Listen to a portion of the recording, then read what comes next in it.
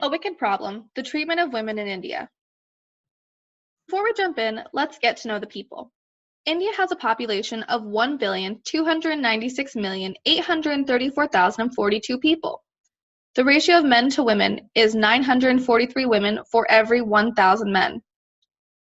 These numbers came from the 2011 census and is an upward trend from the 2001 census.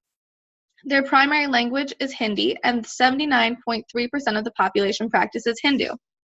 In India, only 81.3% of the male population is literate. The female population, by no surprise, is significantly lower, with only 60.6% of women reading. Now let's take a look at the scope of the problem. We have taken the stance that women are treated as second-class citizens in all regards in India. We are going to discuss 3 topics that impact women. However, there are many more. The first is rape. The Thomas Reuters Foundation ranked India as the most dangerous country in the world to be a woman in. Rape is the 4th most common crime against women in India.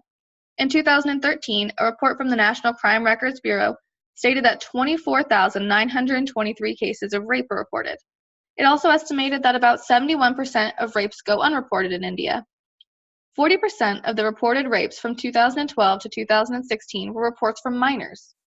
Having intercourse with a person under 18 is illegal and considered rape. However, having sex with a child bride is legal as long as she is 15. And to worsen the issue, marital rape is not illegal in India. Next, we will talk about the stigma of having a girl. Women are viewed as costly burdens in India. Families fear the high cost of having to pay a dowry and for a wedding. Sex-selective abortions became an issue and began to create a population disparity in India.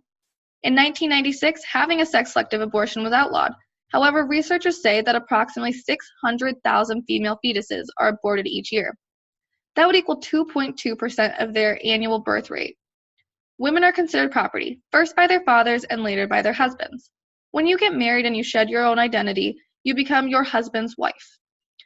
In case of a divorce, the woman gets 0 property or assets. If she becomes a widow, she must wear white and is generally shunned from her community for being unlucky. Over the past decade, the female participation in the labor force has dropped from 34% to 27%. The earnings gap between men and women on average is 50%, although it does drop to 27% when you're looking only at white-collar jobs. Parents report that they are not concerned with their daughters graduating. If there is only enough money in the house for one child to go to school, the male child oftentimes takes priorities, leaving female children uneducated. So, how do we solve this wicked problem? Well, we did some research into cultural dimensions. India has a high power resistance. This means that they like a top-down approach and look to a leader for direction. They are a more masculine society, which means that they respect power. And they have a low uncertainty avoidance, which means that they are open to change. With these 3 things in mind, we felt that our solution was obvious. We need more women in government in India. We can accomplish this via affirmative action. Certain areas in India are already trying to make this change by creating 1/3 of all council positions for women. Studies show that when a woman is in charge of a village, the other women feel more comfortable coming forward about crimes committed against them. With this kind of empowerment, it will deter men from abusing women when there is actual repercussions. Studies also show that bias against female leaders disappears when a society is actually exposed to female leaders. It was found in villages that had never had a female leader that they had lower expectations for their daughters than those that had had a female in a position of power. A national sample survey showed that 31% of Indian women want a job. Instead, they are forced to do work around their homes and not participate in the labor force. When women are visible in politics for local government, the performance and aspirations of the girls in that region rise. This was determined from a study of 8,000 girls and their parents.